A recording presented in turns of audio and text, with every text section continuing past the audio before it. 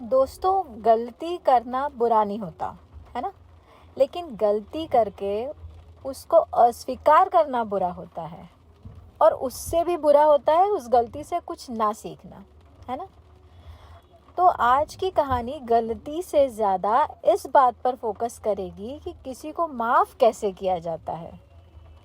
मतलब चलिए एक कहानी सुनाती हूँ कि एक बहुत ही प्रख्यात और समझदार टीचर अपने क्लास में एग्ज़ाम ले रहे थे। मतलब कुछ स्टूडेंट्स थे और 50 एक बच्चे होंगे और उनकी एग्ज़ाम चल रही थी। ठीक है, अभी सब स्टूडेंट्स अपना टेस्ट पेपर लिखने में बिज़ी थे। तभी अचानक एक विद्यार्थी हड़बड़ाकर खड़ा हुआ। ठीक है, और वो बहुत परेशान लग रहा था। उसकी ऐसी हालत देखकर टीचर ने उससे पूछा कि क्या हुआ, क्या तुम्हें कोई परेशानी है, मतलब कुछ दिक्कत हो गई? तो उस विद्यार्थी ने कहा कि मेरी बहुत ही कीमती महंगी घड़ी किसी ने चुरा ली, जो मेरे पापा ने कल ही मुझे बर्थडे पर गिफ्ट दी थी। अब टीचर ने कहा कि अभी यहाँ से तो कोई गया है नहीं, कोई आया है नहीं, फिर तो कैसे कोई तुम्हारी घड़ी चुरा सकता है? मतलब कोई भी अंदर बाहर नहीं हुआ है, सभी यहाँ बैठे हुए हैं।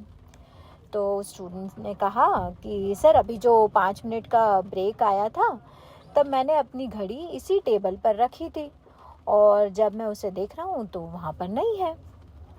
तो टीचर ने थोड़ी देर तक सोचा और फिर पूरे क्लास से कहा कि मैं जानता हूँ कि घड़ी आप लोगों में से किसी ने चुराई है, लेकिन मैं इसे आपकी पहली गलती मानकर माफ़ कर दूँगा। मैं नहीं चाहता कि आप अपनी या दूसरों के नज़रों में गिर जाओ। इसलिए मैं आप सबसे अब एक रिक्वेस्ट करता हूँ कि सब लोग अपनी अपने आँखों पर अपना रुमाल या कोई पट्टी बांध लें, मतलब अपनी आँखें बंद कर लें। ठीक है, तो सब स्टूडेंट्स ने अपने टीचर के कहे अनुसार अपनी आँखें बंद कर ली। तो फिर उसके बाद टीचर ने सबकी जेब एक एक करके चेक करी और उन्हें किसी एक स्टूडेंट के जेब में वह घड़ी मिल गई। अब टीचर ने उस घड़ी को उसके सही मालिक तक पहुंचा दिया, मतलब जिसकी खो गई थी उसके पास ले जाकर उसको दे दिया।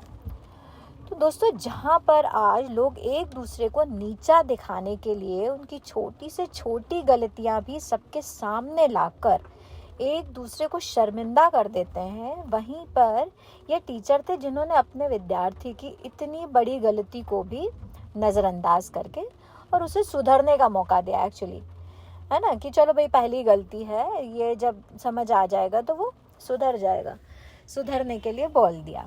ठीक है, अब इस घटना को, मतलब ये सब जो इंसिडेंट्स हुआ, इसको 10 साल बीत गए। तो इस क्लास के सभी स्टूडेंट्स का रीयूनियन हुआ। रीयूनियन पता है ना, जैसे सब पुराने स्टूडेंट्स आपस में एक बार फिर से मिलते हैं। तो उन्होंने अपने टीचर को भी इनवाइट किया वहाँ पर। तो इन स्टूडेंट्स ने जो सबसे ज़्यादा सक्सेसफुल हुआ था, जिसका समाज में, देश में, दुनिया में एक बड़े बिजनेसमैन के तौर पर नाम प्रसिद्ध था, वो कोई और नहीं, वही विद्यार्थी था जिसने उस घड़ी को चुराया था।